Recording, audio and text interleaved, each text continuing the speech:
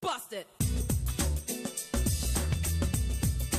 They present the popular radio program, Political Platform, on the Ray Power FM network. Ray Power FM Political Platform, now on television. Keep track of the country's polity and be part of the process as they discuss and put political developments in the country into perspective. It's Ray Power Political Platform. Hello and thanks for staying with us. It's a political platform. PDP Convention held on Saturday, spilling over to the early hours of Sunday. At the end of the day, different persons were elected into different positions there in the National Working Committee of the party. Came with so much tales, so much intrigues, so much controversy expectedly. At the end of the day, Uche Secondus, the top name on the unity list, the very controversial unity list, sailed through. There were some rejections initially, but so many people, including High Chief Ale Odobesi, contestants for the chairmanship position, had to immediately write to the chairman, the victorious person in that contest, congratulating him and the party for that outing. Of course, the APC almost immediately joined issues with the PDP with a response from the PDP. On this program today, we'll be having the spokespersons of the APC and the man that was elected on Saturday for the PDP to, of course, take us through the program of events they have. 2018 is the big year, election year, that will usher in the 2019 general elections. My name is Amechi Anakwadeba Abodori is with me in the studio. Amechi, if you look at the history of PDP, which was unveiled to Nigerian public on February 14, 1999, you will look at it that most conventions they have had, there is none that has generated keen interest, diverse interest, and other than this one, the only exception you have is perhaps the convention of August 19, 1998. February 14. 1999 convention in Jos, I guess. In Jos, and then the party came into being on August 19, 1998 in Abuja. Here it was unveiled. That was the one that lasted for almost 3 days non-stop, just to elect a presidential candidate. It's not the one that you even have where they had on Saturday, which spilled over to Sunday, where it was just to elect 21 national officers, and it was a game of intrigues, power play, schemings, and at the end of it all, apart from a few who I think they seem to be, maybe they are learning their lessons. Apart from a few people now who are still aggrieved, I think a large number of people are now saying, okay, if the party has to move forward, they have to accept what has happened and then put it behind them. Chief Raymond Dokwesi has already congratulated Secondus. Jimmy Agbaje has done the same, and I think a few others have also similarly done so. But one unique development in the outcome of the convention is that for the first time in the history of the party, apart from the interim national leaders of the party when it was formed, when you have the first national publicity secretary then, Senator Okon. Annette Okon, a journalist of repute, a former editor of a Chronicle newspaper. For the first time after that, the interim executive, we now have they elected 2 journalists who are going to man the publicity of the party. And we see the difference they could make. They have their pedigree. Kola Ologbondiyan had a very long stay in practice and rose to very high status in this day newspaper as a deputy editor. Diran too played his own role. He was in Vanguard. We worked together in the same newsroom. I could remember in those days. And he left for London and became a publisher. He published in a newspaper for close to almost a decade in London, came back and plunged into politics. He has served in various capacities in course of this Fourth Republic as press secretary and as publicity secretary of the party in Osun State. So we see the difference they could make this time around, particularly that APC is also having a journalist as a spokesperson. Bolaji Abdullahi also of the This Day. Interestingly enough, from This Day. Olabodiyan and Bolaji work together on the political desk of This Day. Perhaps what united them then, seeking for news, we now see how they will attack each other on the program today. Of course, they have started firing the missiles. Bolaji Abdullahi criticizing the PDP convention. Kola Olabodiyan replying almost immediately. But of course, the main issue from that arising from the convention is the status of the Southwest in PDP, especially in the run-up to 2019. The fact that the chairmanship initially expected to have come from the Southwest has now moved to the South-South raises the issue of permutations that they've been toying with, and which we raised on this program some days ago, that maybe the running mate, the vice presidential candidate, may come from the Southwest. Of course, it will be another interesting scenario why the APC, whose vice presidential candidate will be from the Southwest, that of the PDP may also be from the Southwest. So a very interesting scenario. I think it's a thing we need to watch out for. It may not be automatic. The Southeast play a they play a game, and I think I watched it closely, and I think they are not within the PDP to sell granite. They are also planning towards 2019. There was a consensus among the key stakeholders of PDP in the Southeast not to seek for any of the big posts, any of the big party jobs. And what that one says to me is that they are angling for having zoned the presidency to the north. They are definitely angling for the vice presidency, and so it's not going to be automatic for the Southwest. No, it won't be automatic. It will be another power play and a game of scheming and perhaps intrigue when it comes to issue of picking the flag bearers of the party for 2019. And it will come very soon, because if they follow strictly the Ike Kirimadu committee report, it eventually means between now and April we should be able to the flag bearer of PDP will probably emerge. Okay, so is there not too far away? And let's hear from you, and let's share some of the emails we fished out from our email box political platform at yahoo.com. That will be after this short break. Bust it. They present the popular radio program Political Platform on the Ray Power FM network. Ray Power FM Political Platform, now on television. Keep track of the country's polity and be part of the process as they discuss and put political developments in the country into perspective. It's Ray Power Political Platform. Hello and welcome to the mail segment. I am Etenikang Akepu. And I'm Ifeinwa Huobi. Good morning. We're getting started with a mail from Wale in Abeokuta in Ogun State. He writes on the just concluded PDP National Elective Convention. He says the PDP Convention has come and gone.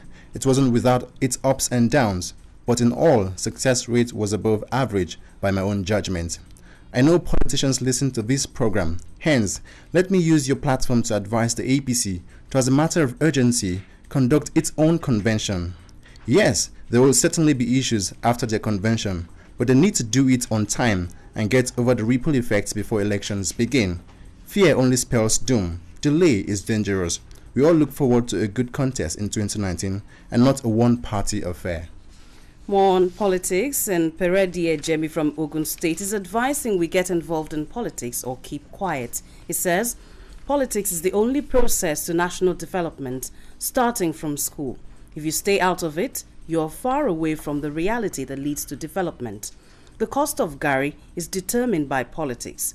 School fees, motor parts, and even salaries are all determined by what happens in politics.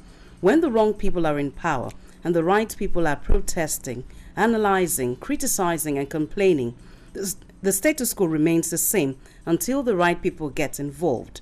Anyone who feels so pure and clean to get involved in the game of politics, he or she should feel ashamed of complaining about bad governance.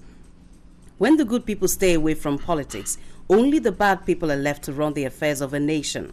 Politics is a game, though may be dirty when played by bad people.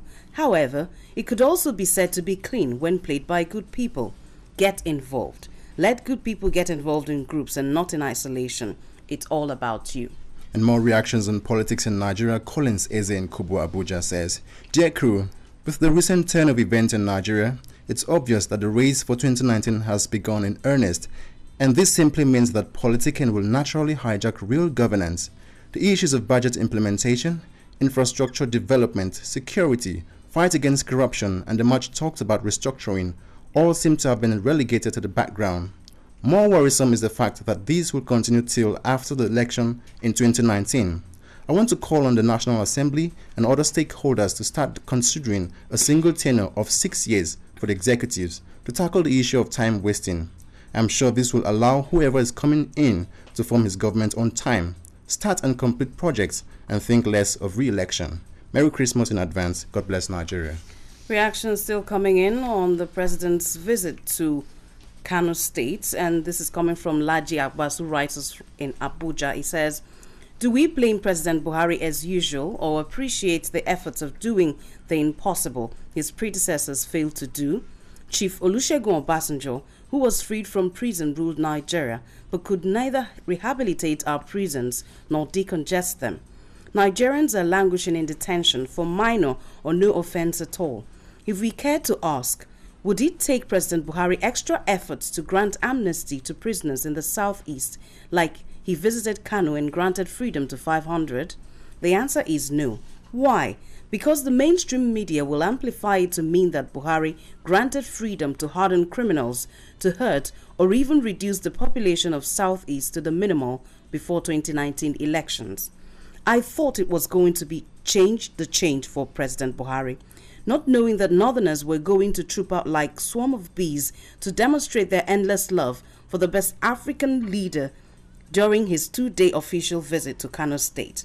May God Almighty deliver my country, Nigeria, and grant us the most needed unity. And lastly for today is a mail from Victor Stephen in Ogun State, and he's asking, where is Austin Agbonsuremi? It says, good day, political platform crew. Thanks for the good work you have been doing, educating Nigerians on political issues in the country and compliments of the season.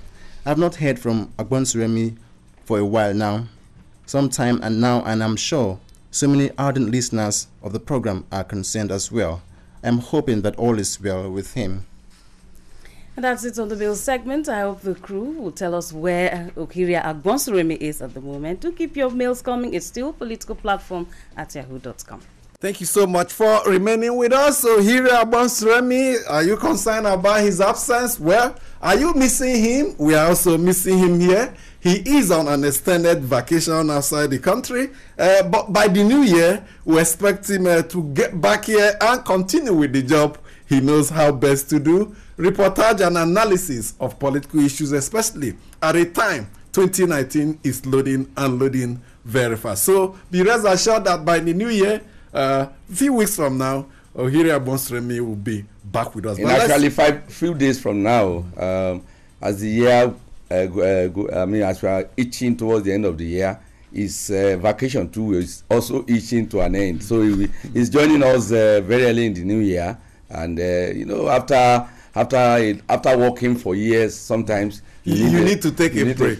Take a break. So don't be surprised if any of us decides to take extended holidays with a view to refreshing to come back to serve you better. But let's quickly go to the PDP convention. It was a convention that came without much incidents, but immediately after the convention, the APC, through its spokesperson Bolaji Abdullahi, criticized the convention and saying, of course, the leopard can never change his skin, the spot will always be there. And we're having him live on the program to throw more light on it. Thank you so much for joining us, Bolaji Abdullahi.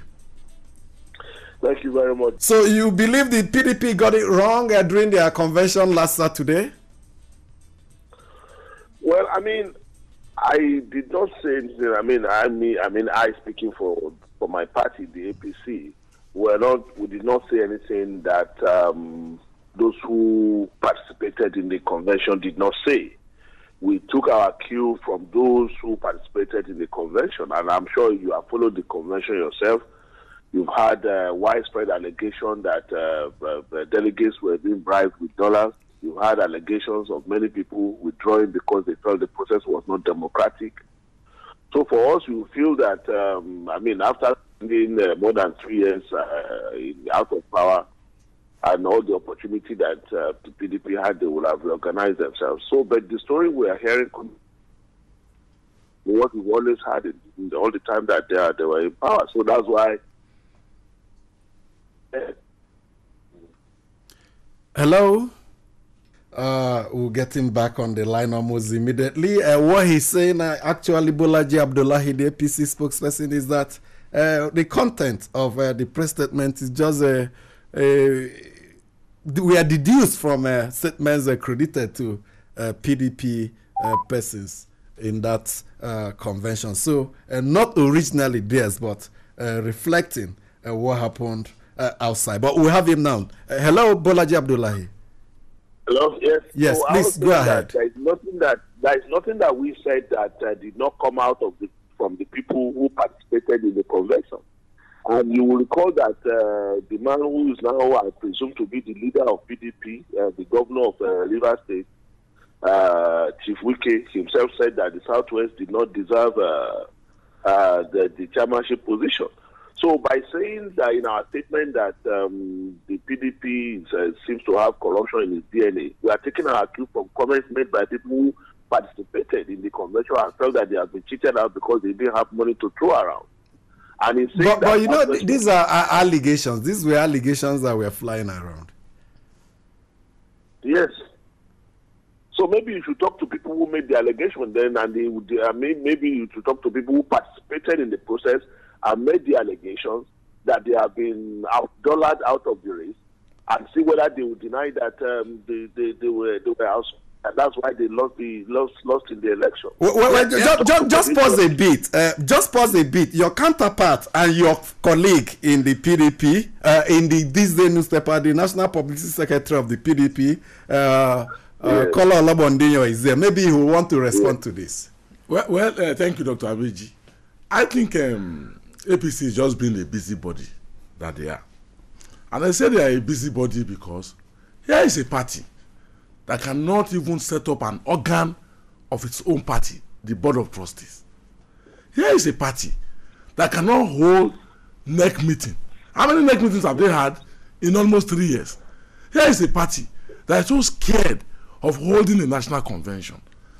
And we are talking about PDP, a very formidable party that has held non-elective convention, that has now had an elective convention adjudged by critically minded people and members of the party as one of the best in the political history of this country. And APC spokesperson will come out and be assessing what PDP has done. Is it not laughable? Go back home and go and organize ordinary meeting at your ward level. That's the expectations of Nigerians, of you. There's first scarcity everywhere. All the promises that were made, zero. They have not been able to fulfill a single promise. And you are busy talking about a party that Nigerians are waiting to kick you out. Okay, maybe Bolaji has some reaction. Like this back and forth. It's very clear what happened. I want to seize this opportunity to congratulate my brother, Kola Olabondinyo, for emerging as National Secretary of PDP. It's a tough job. But what I would say is that for us is we believe that democracy is best served when there is a strong political power. When we say this, we also believe that the party in government needs to be as strong as and the opposition has to be strong. Then when you have the only opposition party, the major opposition party like the PDP, the party that once prided itself as the largest in Africa, now being reduced to a regional party, then it's quite unfortunate, and that's the point we are making. I think that the APC has not been able to organize a convention. That's a statement of fact.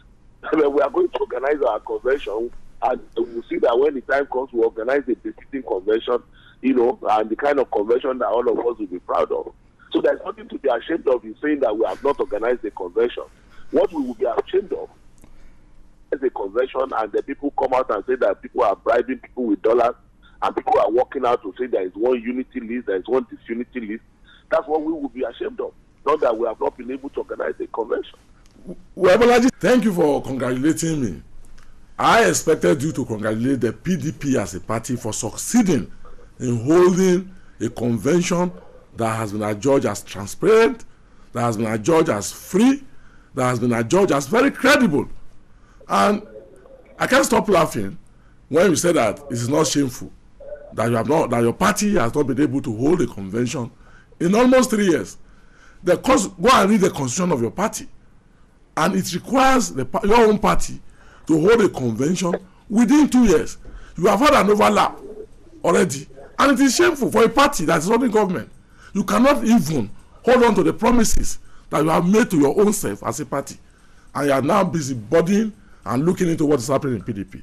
I must confess to you, and I'm giving this one to you for free. The convention of the PDP that held at the Eagle Square was considered generally as the best in the political history of Nigeria. And you talk about unity list.